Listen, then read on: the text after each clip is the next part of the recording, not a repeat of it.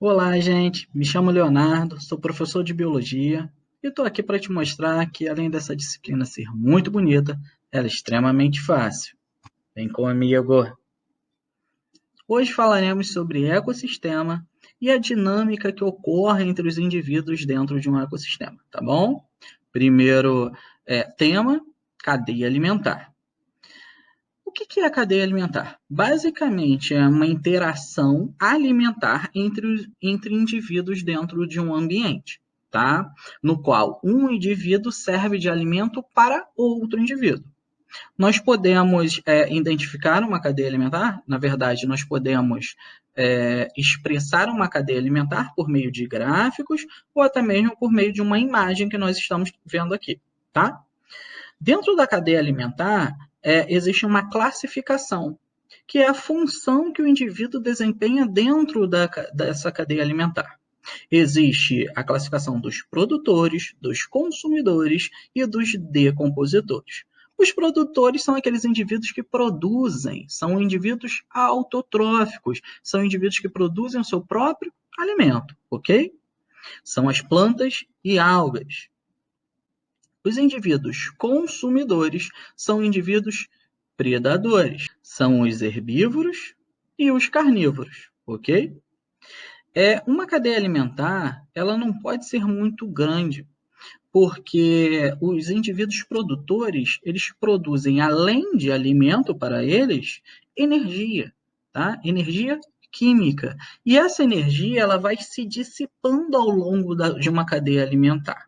Então, por essa razão, uma cadeia alimentar, ela não pode ser muito grande, ela não se estende muito aqui além do terceiro consumidor, quarto consumidor no máximo, tá bom? Então, lembrando, os consumidores são os indivíduos predadores. O primeiro consumidor a aparecer numa cadeia alimentar é aquele que se alimenta do produtor. Esse primeiro é chamado de consumidor primário ou consumidor de primeira ordem. Já o segundo predador que aparece é chamado de consumidor secundário. E por aí vai. Chegamos até o terciário ou quaternário no máximo, tá? Lembrando que é por causa da energia. A energia ela vai se extinguindo ao longo da cadeia alimentar, então não é mais viável uma cadeia alimentar ser muito grande. Não é viável, tá bom? Então não é interessante um indivíduo consumir um predador de topo de cadeia, porque ali dentro da biomassa desse indivíduo não vai ser encontrado muita energia, tá? Para comportar as atividades metabólicas desse predador. Entendeu? A última classificação encontra-se os indivíduos decompositores, que nesse caso, ocupado por indivíduos saprófagos, que são aqueles que consomem matéria orgânica morta, tá bom? Esses indivíduos eles são tão importantes quanto os produtores para uma cadeia alimentar, tá? Então, sem esses dois indivíduos, não poderia ter cadeia alimentar ali, beleza? Porque eles ficam amparando ali, eles ficam suportando aquela cadeia alimentar, dando suporte, beleza?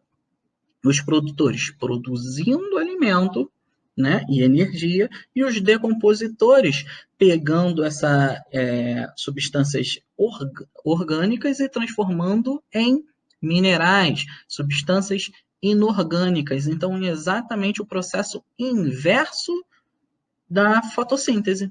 A decomposição é o processo inverso, antagônico à fotossíntese. Beleza? Vocês têm que tomar muito cuidado com isso aqui, porque algumas questões de prova, por exemplo, não necessariamente eles consideram apenas bactérias e fungos como decompositores. Eu já vi, por exemplo, ser considerado barata como um indivíduo decompositor, porque é considerado o papel que esse indivíduo desempenha ali naquele ambiente. Tá bom? Se ele está consumindo matéria orgânica morta, se ele está ajudando a reduzir a quantidade de matéria orgânica morta ali naquela localidade, esse indivíduo ele pode ser considerado um decompositor. Beleza? Fica a dica aí. Outra coisa que nós podemos observar nessa imagem é que existem setinhas. E essa seta tem uma forma certa de ser desenhada, tá? De estar disposta. Ela tem que ser num sentido específico, que considera a base da seta, ela tem que estar localizada na presa e a ponta da seta tem que estar localizada no predador. É como se o alimento estivesse indo em direção à boca. Entendeu? Show de bola? Então você não viria aqui, por exemplo, uma seta de um sapo apontando para um gafanhoto, porque não seria possível um gafanhoto estar comendo um sapo, predando, né? Beleza? Entenderam? Outra coisa importante, né? Vocês conseguem perceber que os decompositores eles se alimentam de todos os indivíduos, porque inevitavelmente esse produtor pode morrer, ele vai ser consumido por um decompositor, ele vai decompor aquela matéria.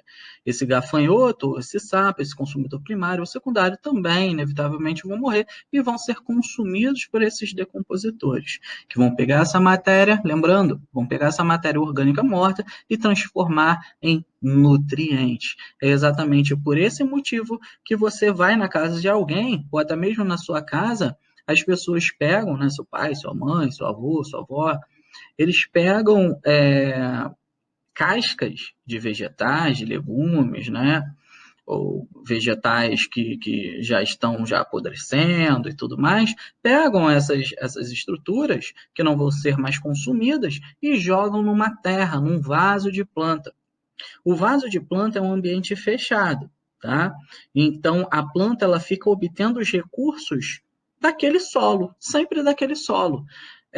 Um dado momento do tempo, você vai perceber um empobrecimento daquele solo de nutrientes. Você consegue identificar isso quando aquele solo ele começa a ficar quebradiço, rígido. Então você está percebendo que ele está empobrecendo.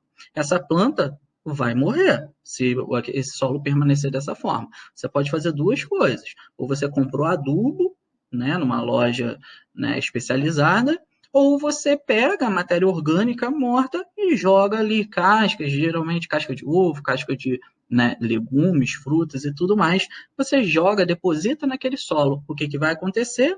É recurso orgânico. Essa matéria orgânica vai ser decomposta, vai ser metabolizada ali pelos decompositores, e o que, que vai acontecer? Matéria orgânica morta sendo transformada em matéria inorgânica. Minerais, né, nutrientes para o solo. Beleza? Que, obviamente, vão servir de recurso para os indivíduos produtores. Então, vai novamente nutrir aquele solo, né? Aquele solo vai ficar mais úmido, você vai perceber que o aspecto do solo vai mudar e a planta, obviamente, ela vai ficar mais robusta, vai preferir, vai gostar dessa situação. Entendeu? Então, cadeia alimentar é isso, continuando aqui, beleza?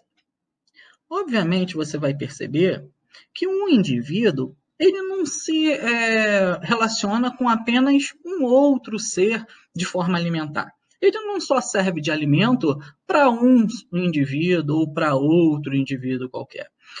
Existe uma dinâmica maior ali dentro de um ecossistema.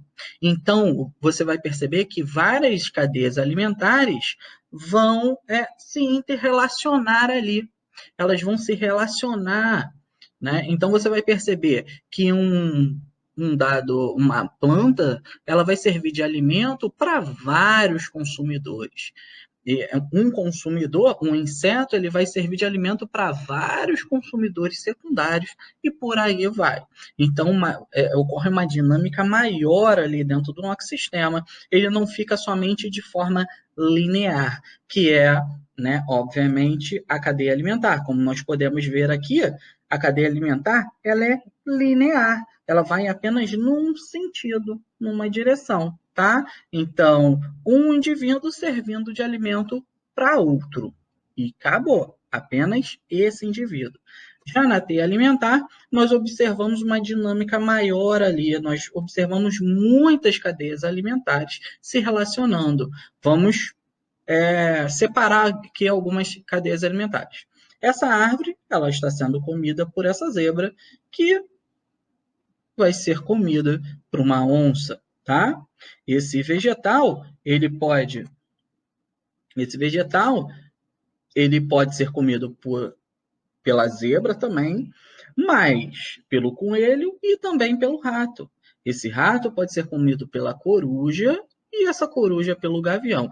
Né? Você concorda que existe uma dinâmica maior, né? Então, esse vegetal pode ser comido pela zebra, que vai ser comida pela onça, ou seja, já é uma outra cadeia trófica. Você consegue perceber inúmeras cadeias tróficas aqui se relacionando.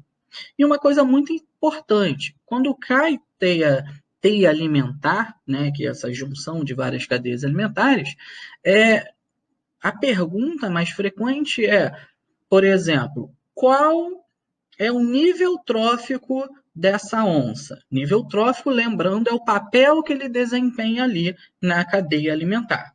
Aí nós temos que ver as setinhas que vão em direção a ele, a essa onça.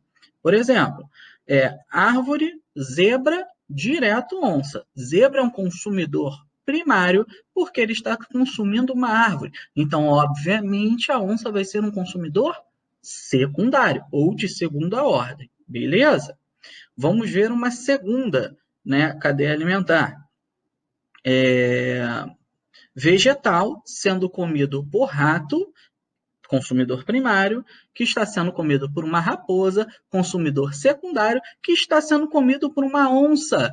Ou seja, essa onça, além de ser consumidor secundário, ela também pode ser considerada um consumidor terciário. Beleza? Então, as perguntas, elas são amplas, né? Elas perguntam a onça ela pode ser considerada o quê? Consumidor secundário, terciário, né? Ou até mesmo quantos consumidores secundários nós vemos nessa teia alimentar. Aí você vai ter que ver caso a caso. Então, você vai ter que separar cada cadeia alimentar aqui e perceber todas essas setinhas e essas interações. Entendeu? Ficou claro? Então, a teia alimentar é só uma cadeia alimentar. Várias cadeias alimentares é um pouquinho mais complexo, mas não deixa de ser várias cadeias alimentares se relacionando aqui. Show? Próximo. Falaremos agora de fluxo de energia dentro de uma cadeia alimentar. Lembrando que eu já disse, eu falei que a energia ela vai se dissipando ao longo de uma cadeia alimentar. E exatamente por esse motivo que uma cadeia alimentar não pode ser muito extensa, não pode ter muitos consumidores nessa cadeia alimentar. Porque a energia contida, por exemplo, num consumidor de terceira ordem, ela não consegue sustentar um consumidor de quarta ordem. Tá? A energia contida na massa, na biomassa do indivíduo, na carne do indivíduo, não vai ser suficiente para sustentar um organismo de um nível trófico superior. Entendeu? Tá? Então, a energia gasta por um indivíduo que fosse predar essa águia aqui, por exemplo, a energia despendida para ele caçar essa águia seria muito superior à energia que ele ia obter, provavelmente, no corpo desse animal. Então, não é viável. Por isso que as cadeias alimentares elas não são muito extensas, porque ocorre uma dissipação da energia ao longo de uma cadeia alimentar, ao longo de uma cadeia trófica. Entendeu? Tendo em vista que a planta, o indivíduo autotrófico, que produz a comida e, consequentemente, a energia. Então, ele pega energia solar, luminosa, e transforma em energia química. Energia essa que vai ser mandada para os próximos níveis, tá? Tróficos, os níveis subsequentes. Beleza? Então, o que nós podemos observar aqui nesse fluxo de energia? A planta está obtendo a energia luminosa e está armazenando ali no tecido dela, tá? Essa planta, por sua vez, ela gasta essa energia que foi obtida, né, do sol, através do metabolismo, das próprias atividades metabólicas, e até mesmo de forma, né, a energia ela pode ser dissipada por calor, tá? Então, ela dissipa parcela dessa energia na forma de calor. Da mesma forma que esse coelho, ele vai obter uma quantidade energética muito inferior da que a planta absorveu da luz, tá? Do sol, ele vai obter uma energia muito inferior e vai, mesmo assim, dissipar essa energia, tá? Na forma de atividades metabólicas, até mesmo na forma de calor. E assim sucessivamente ao longo dos próximos níveis tróficos, entendeu? Que vai chegar lá no último nível trófico, no último consumidor, e vai ter um nível energético bem pequeno. Entendeu, gente? Isso que é fluxo de energia. Próximo slide. Agora falaremos de produtividade. A produtividade, ela leva em consideração a quantidade de matéria orgânica que é produzida em um determinado local, tá bom? Produtividade, ela pode ser dividida em dois tipos, a PPB ou PPL. PPB é produtividade primária bruta. Que significa o quê, professor? Basicamente, é toda a matéria orgânica que é produzida naquele local, num determinado tempo. Beleza? Então, aquele produto da fotossíntese, ele considera todos os vegetais que estão ali habitando e toda a produção, né, todo o produto da fotossíntese. Então, toda a matéria orgânica que é produzida naquela localidade. Ok? E o PPL, professor, o que significa? PPL é produtividade primária líquida. Vamos pensar em... você vai numa vendinha, né? Seu pai dá R$20 para você. R$20 seria o valor bruto. E ele pede para você comprar um pão lá. Comprar meia dúzia de pães, tá? E ainda vira para você e fala assim, você pode ficar com o que sobrar, tá? Então, você está levando R$20, aí vamos supor que 6 pães são R$2 numa padaria, tá? Então, você gasta R$2 e fica com R$18. Então, o seu lucro vai ser R$18. Você gastou R$2 de um montante total de R$20. Você vai obter um lucro de R$18, entendeu? Então, a produtividade primária líquida ele leva em consideração alguma atividade subtraindo, né, retirando aquela matéria da produtividade bruta. Então, PPL é igual produtividade bruta, primária bruta, menos respiração. Respiração é uma atividade metabólica que ocorre o consumo ali da matéria, tá? Então, basicamente produtividade primária bruta menos o consumo, que vai gerar a produtividade primária líquida. É como se fosse o lucro da região. Lembra da aula de sucessão ecológica? Eu virei para vocês e falei a seguinte coisa. Comunidades em última etapa de sucessão ecológica, que são chamadas de comunidades em clímax, eles não têm rendimento, eles não produzem muito. Era exatamente isso aqui que eu estava considerando. Comunidades em clímax, elas produzem pouco e consomem muito. Então, basicamente, o produto, né, a quantidade de matéria que ele produz, o próprio ambiente ali, aqueles próprios indivíduos, consomem. Então, não tem rendimento. Por isso que eu falei para vocês que a floresta amazônica ela não é considerada o pulmão do mundo, visto que ela produz uma quantidade de oxigênio que ela mesmo, através das atividades, né, metabólicas, consome. Entendeu? Já uma comunidade em primeiras etapas de sucessão ecológica, tá? Os pioneiros, ESSES ali, eles produzem demais, produzem muito, a produtividade primária deles é muito elevada e o consumo é pouco. porque eles ainda estão em etapas de crescimento, tá? Então, o rendimento é muito maior. Então, o PPL de comunidades em clímax é pequeno, quase zero, tende a zero. E o PPL em comunidades em primeiros estágios ali da associação ecológica é muito elevado, tem muito rendimento ali. Beleza? Show? Próximo slide. Vamos para a última parte da aula, beleza? São as pirâmides tróficas. Como o nome já diz, obviamente, nós vamos verificar, fazer uma análise gráfica de pirâmide, tá? Então, basicamente, é uma cadeia trófica, tá? Expressa em gráfico. E esse gráfico é uma pirâmide, beleza? Existem 3 tipos de pirâmides tróficas: a de número, a de biomassa e a de energia, ok? A de número nada mais é do que uma expressão do número de indivíduos que compõem aquela cadeia trófica, beleza? Então, vamos supor, uma coisa muito importante de se dizer: a base da pirâmide trófica ela é sempre ocupada por indivíduos produtores. Então, ali que é produzida matéria, beleza?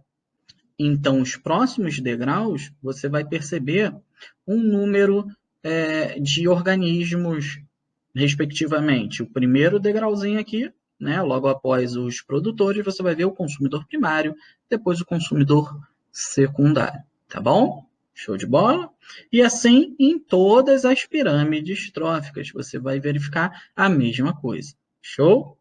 Então, vamos supor, essa primeira pirâmide trófica aqui, ele considera apenas o número de indivíduos, a quantidade de indivíduos que estão ali presentes. Vamos supor, nós temos 100 gramíneas servindo de alimento para 20 gafanhotos, que servem de alimento para 10 aranhas. Entendeu? Então, eu estou considerando apenas a quantidade de indivíduos naquela cadeia alimentar. Número é isso, beleza? Ah, professor, e essa pirâmide aqui embaixo, que ela está quase que de cabeça para baixo? Nós chamamos uma pirâmide que se comporta de uma forma normal, né, de pirâmide normal. E uma pirâmide que se comporta, tem esta forma de pirâmide invertida, beleza? Porém, a base ela é sempre ocupada por uns indivíduos produtores. Professor, como é que 2 gramíneas vão servir de alimento para 40 besouros? Não, ou 40 insetos, seja ele qual for, tá? Não, nesse caso não seriam 2 gramíneas. Nesse caso, vamos supor, 2 árvores servem de alimento para 40 besouros, ou gafanhotos, sei lá, e 10 aves comem esses 40 besouros. Entendeu? Então, você consegue observar que um indivíduo grandão pode servir de alimento para vários indivíduos. Então, muito que facilmente você vai observar uma pirâmide trófica de número invertida. Muito frequentemente você vai ver isso. Beleza? A segunda pirâmide trófica aqui é chamada de biomassa. Biomassa é um número, né, é uma medida que ela é extraída do peso dos indivíduos que fazem parte de uma população, que está ali fazendo parte de uma cadeia trófica, o peso total desses indivíduos dividido pela área local. Ou pode ser área ou pode ser volume, tá bom? Então, é o peso sobre a área. Show de bola? Aí vamos olhar aqui para esse primeiro gráfico. Primeiro gráfico, uma pirâmide normal, tá? Então, vamos supor, isso aqui são 2 toneladas de gramas servindo de alimento para 1 tonelada de bois, que servem de alimento para 400, 200 quilos de pessoas. Entendeu? Então, ele expressa apenas a biomassa, beleza? Existe uma pirâmide de biomassa especial, que é essa aqui invertida, que ela só ocorre em uma localidade, tá? Nós dizemos que pirâmides tróficas terrestres, elas têm esse formato de uma pirâmide normal. E uma pirâmide invertida de biomassa, ela é uma pirâmide marinha, tá? Então, é uma pirâmide aquática, beleza? No qual a base também vai ser ocupada pelo produtor, que nesse caso é o fitoplâncton, tá? O fitoplâncton são indivíduos autotróficos, são algas que ficam lá no mar, beleza? Esses fitoplânctons, eles sempre estão associados a uma massa de zooplâncton, tá? Zooplâncton são indivíduos, são levinos, são larvas de é, são crustáceos, crustáceos muito pequenos, são peixes, larvas de peixes, são indivíduos muito pequenos, tá? Plâncton significa não possui a capacidade natatorial, ou seja, ele não consegue nadar contra a corrente. Se a correnteza estiver indo para a esquerda, ele vai para a esquerda. Se estiver indo para a direita, ele vai para a direita. Ele não consegue nadar contra a corrente. Isso que significa plâncton. Então, se a maré se as ondas estiverem indo para uma região, esses indivíduos vão flutuando juntamente da correnteza. Entendeu? Isso que significa plâncton. Fito, né, significa planta. Lembra de medicamento fitoterápico, um medicamento proveniente de planta. Entendeu? Então, fitoplâncton significam indivíduos autotróficos, né, marinhos, beleza? Esses indivíduos você consegue observar que eles têm uma massa muito inferior do que a massa de indivíduos que ele sustenta. Aí você para pensar, professor, como é que 200 quilos de fitoplâncton sustentariam 1 tonelada de zooplâncton? Simples. Vamos supor que se você tivesse em casa